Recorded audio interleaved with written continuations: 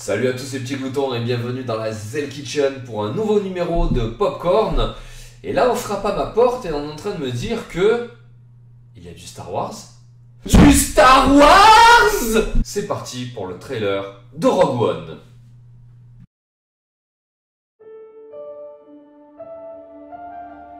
State your name for the record. Jyn Erso. Forgery of Imperial documents. Possession of stolen property. Aggravated assault. Resisting arrest. On your own from the age of 15. Reckless, aggressive, and undisciplined. This is a rebellion, isn't it? I rebel.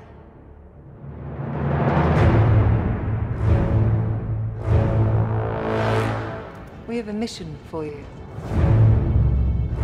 A major weapons test is imminent. We need to know what it is and how to destroy it. Is that clear? Yes, sir.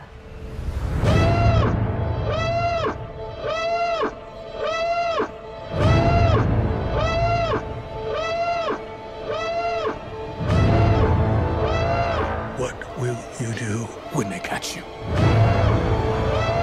What will you do if they break you? If you continue to fight?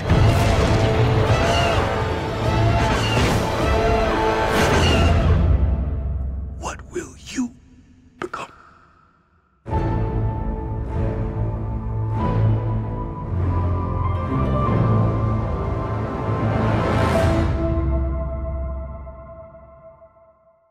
Bon, je vais paraphraser ce que j'ai déjà dit dans une ancienne vidéo. La sortie d'un contenu Star Wars, c'est toujours un petit événement, quoi qu'on en dise. Alors j'entends déjà arriver tout le monde à me dire « Ouais, Disney, la pompe à fric, ça y est, on va avoir 25 000 films Star Wars. » Les gars, et alors? Vous êtes pas contents d'avoir 10 000 films Star Wars? C'est mieux quoi, d'avoir 10 000 films de super-héros? Très bien aussi. Mais on est content quand même là quand ils balancent du Star Wars. Donc voilà, maintenant en fait, toutes les années, on va avoir notre petit contenu Star Wars à se mettre sous la dent. Je trouve que c'est vraiment loin d'être une mauvaise nouvelle. On peut se poser la question du... Avant, il y a Star Wars, ça générait une attente, une envie, des spéculations. C'était le Graal qu'on avait au bout de 5 ans et qu'il fallait mériter. C'est clair que maintenant, ça va être différent. Cette espèce de petite magie va disparaître, je ne vous le cache pas. Le plus gros risque, ce serait qu'on arrive à une saturation de Star Wars. Écoutez, j'ai envie de vous dire que ça va dépendre de la qualité du contenu, tout simplement. Moi, je vois qu'avec les séries, je suis pas lassé de Walking Dead, on en est à la saison 6. Je suis pas lassé de Game of Thrones, on en est à la saison 6. Écoutez, avant de se lasser d'un contenu qui nous est cher et qu'on aime beaucoup, faut quand même envoyer de la purée. Donc tout simplement, j'ai envie de dire, ça va dépendre de la qualité. Donc voilà, cette petite précaution abordée, écoutez, on va analyser ce petit trailer ensemble. Et c'est parti.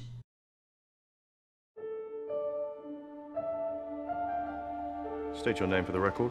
Jyn Erso. On arrête tout de suite. Le thème au piano, j'achète. Putain, qu'il est beau. Deuxième chose, voilà, quoi, quitte à arrêter, autant pas arrêter pour rien. Donc on a une nouvelle héroïne. Donc après le succès du Réveil de la Force, où donc on avait introduit le personnage de Rey, donc on avait pour la première fois une focale féminine, on récidive déjà, dans la foulée, avec une autre fille, très jolie, de très beaux yeux. Là, je vais pas faire mon Omega Zell, c'est vraiment pas grave, mais je trouve que c'est bizarre quand même de réenchaîner de suite avec une autre fille. Je veux dire, j'ai l'impression qu'on surfe un petit peu sur la vague Hunger Games, Divergente. Enfin bon, bref, peut-être qu'elle va déchirer, hein, pas de raison. La suite. Forgery of Imperial documents. Possession of stolen property. Aggravated assault. Resisting arrest. On your own from the age of 15. Reckless, aggressive, and undisciplined. This is a rebellion, isn't it? I rebel. Waouh! La nana, elle est balèze.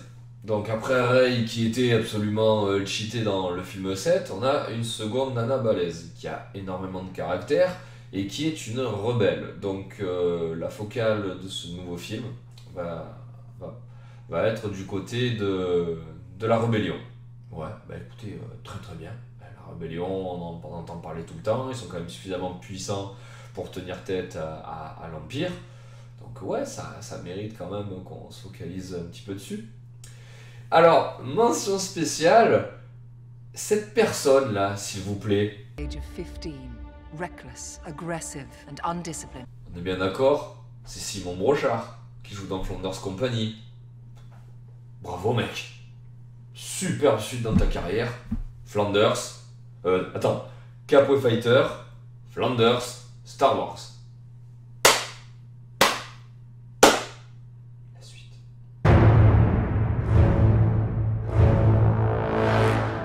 We have a mission for you. A major weapons test is imminent. We need to know what it is and how to destroy it. Is that clear? Yes, sir.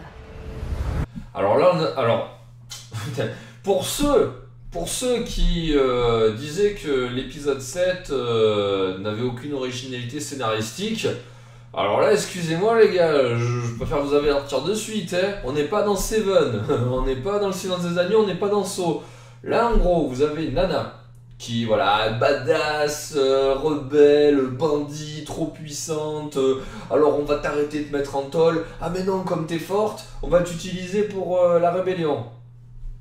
Excusez-moi les gars, on est dans du vu, déjà vu, re-revu.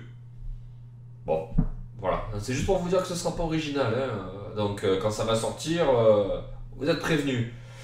Et puisqu'on est dans le pas original, devinez de qui on va vous parler cette fois-ci, et devinez qui vous allez voir, et qui va pas exploser par contre à la fin, l'étoile noire. Dans tous les Star Wars, il y a l'étoile noire.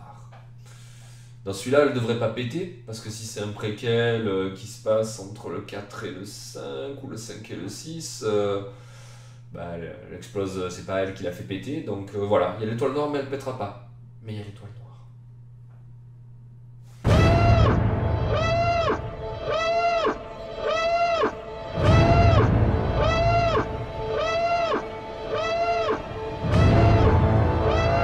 What will you do when they catch you?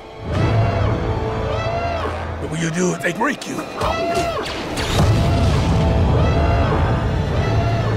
If you continue to fight?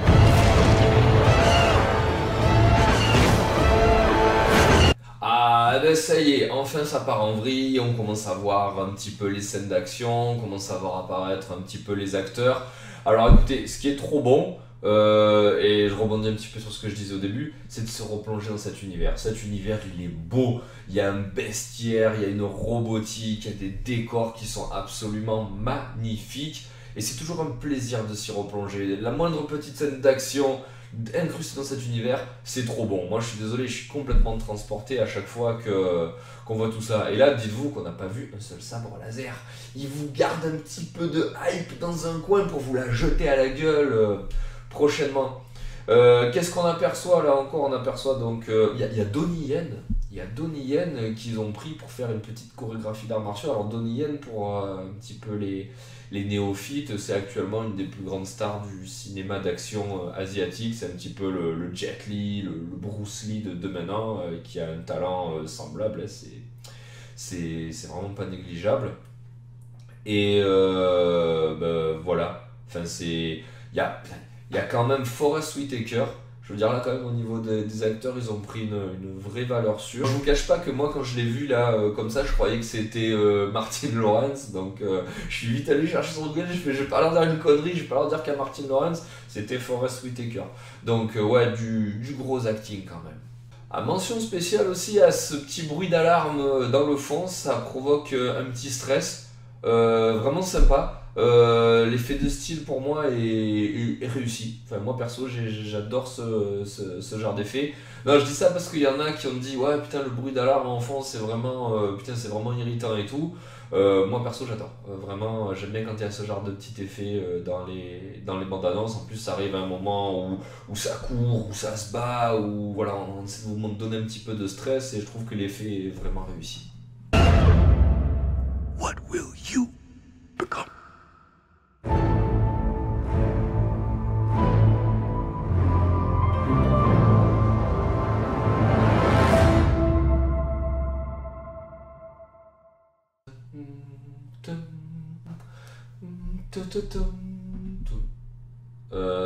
Écoutez, non, j'adore vraiment ce thème. Il commence avec, il y a une montée en puissance, il y a un climax, on redescend avec une petite voix là, suave, et on repart au piano. Oh là là, la rythmique de ce trailer, elle est juste parfaite. Elle se finit de façon très très sobre. Donc ouais, pour moi c'est une vraie bonne surprise. On arrive à vous faire dresser les poils sur Star Wars sans vous montrer Luke, sans vous montrer comment il s'appelle ce connard là, sans vous montrer Han Solo, sans vous montrer Chewbacca. Enfin voilà, on vous immerge dans l'univers de Star Wars pour vous dire que c'est un univers qui est large, qui est très grand, il y a matière à apprécier énormément de persos. Alors par contre, je mets un petit bémol sur ce que je viens de dire. À mon avis, et comme je vous dis tout à l'heure, ils s'en sont gardés sous le pied. Parce que en fait, et ça me pose un problème pour cette émission, hein, maintenant en fait vous avez 3-4 trailers différents pour les grosses licences qui arrivent au fur et à mesure en attendant la sortie. À mon avis, je pense qu'ils se sont gardés Vador sous le pied. Un petit peu comme ils ont fait avec Spider-Man dans le trailer de Civil War. On se le garde sous le pied juste avant la sortie du film pour vous faire « Ouais, super, putain, je compte aller le voir, mais là, je compte encore plus aller le voir !» Et ben là, c'est pareil, je pense que dans le prochain trailer, on va avoir une petite apparition de Vador, et là, ben, vous pourrez faire pipi sur votre bureau, vous pourrez éjaculer sur votre écran, ce sera la fête absolument totale, parce qu'on est bien d'accord que on attend que ça, on attend que Vador. Ils nous ont réussi à nous le foutre un tout petit peu dans le set, ça a déjà fait un petit peu dresser les poils. Là, on va nous le montrer. En plus, en badass, il va défoncer la rébellion et tout. Bon, bref, là, si vous voulez, j'extrapole un petit peu, je me projette un petit peu, mais tout ça pour vous dire que j'ai vraiment hâte. Moi, perso, j'ai beaucoup aimé le set. J'ai beaucoup adhéré à la façon dont Disney a traité l'univers. Donc, sans problème, j'irai manger des pop-corn devant Rogue One. Voilà, bah écoutez, j'espère que cette petite vidéo vous a plu. Moi je vous fais de gros bisous et je vous dis à bientôt pour un prochain popcorn. Bye bye.